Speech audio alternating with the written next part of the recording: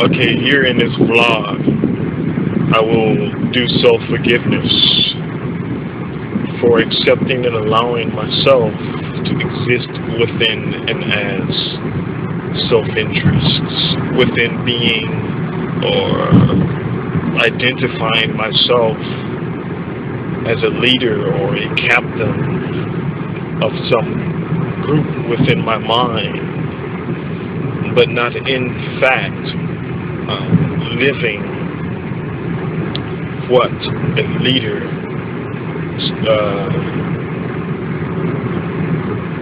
should represent within and as an individual that leads by example.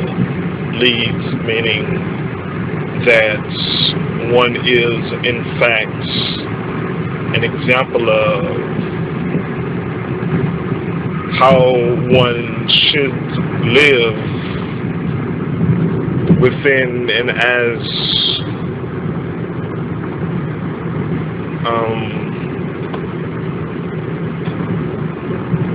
a lifestyle, basically, of how one should live when it comes to creating, or rather gifting life. Okay, so what does it mean to gift life? It means to give life to all within this world in such a way that one does not need to survive in order to have a life based on survival, but one is in fact living, understanding who one is and one's relationship to the world. Because what are we doing now? We are basically living for the evolution of the system, money. So basically we're not in fact living, we're just surviving as slaves within this world, working to make ends meet. And what I mean by working is I don't need a job. I mean we are utilizing our physical bodies, we're utilizing our beingness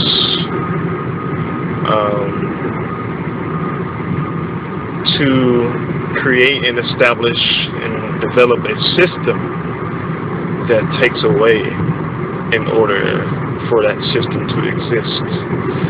And what is the system taking away? But taking away life in order to regenerate its own life within and through taking away life, through having us work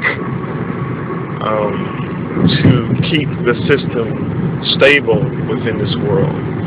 And work, as far as work is expending our efforts or spending our efforts and time to develop the system, to evolve the system. That is what I mean by work. We are in fact spending our time and spending our efforts, our physical effort and our intellectual effort, of which the mind can also be used as a tool, because we have a mind now, but we're not utilizing that mind in such a way that the mind is able to support us in becoming effective, understanding who we are as a mind, but we are in fact utilizing the mind to perpetuate the system. And so the mind thus is rather utilized in such a way that we create and manifest that within this world of which the mind then does gets or gains or acquires its energy, its subsistence, its survival through the survival of the system. What is the survival of the mind? How is the mind surviving? It is surviving through and within desire. It is surviving through and within entertainment, through friction and conflicts utilized within this world to keep the system stable. What is the system but the monetary system? So that is what we utilize our minds for. It is not in fact utilized as a tool to support ourselves to understanding who we are within this world and reality. So that is what I mean by we're spending our efforts we're using time and we're spending our efforts, our physical efforts and our mental efforts. And so what is in fact effort, but it is extending our selves to a particular specific task. And so our efforts become an extension of ourselves, basically. So in this blog, I'd like to do some self-forgiveness for accepting and allowing myself to extend my efforts of being a leader to the mind. And if you have a look at it, is basically the efforts that I am extending to the mind is self-interest, because me as the mind have been adapted as the mind to operate within self-interest through and within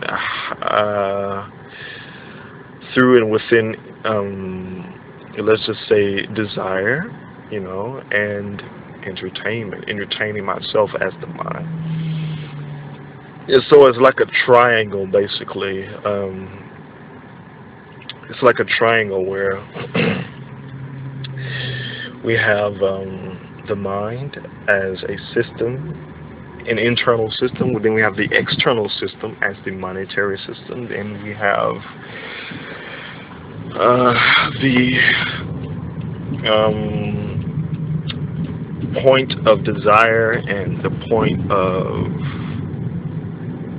entertainment, or in other words, that which is the tools that are utilized to keep the mind in a particular specific state of being, okay?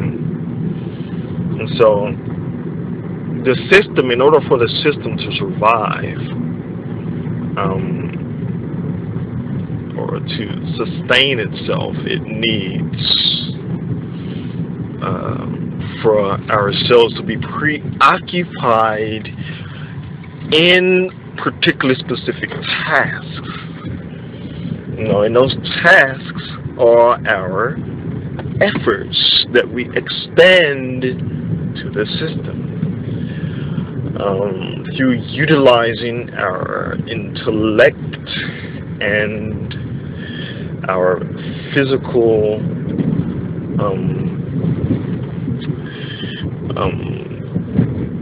bodies as resources, basically, for the mind. And so what is then thus created is something that we need as an external source that is utilized to stabilize ourselves, which is desire and entertainment. In order to have desire, there has to be an opposite, and that opposite is in fact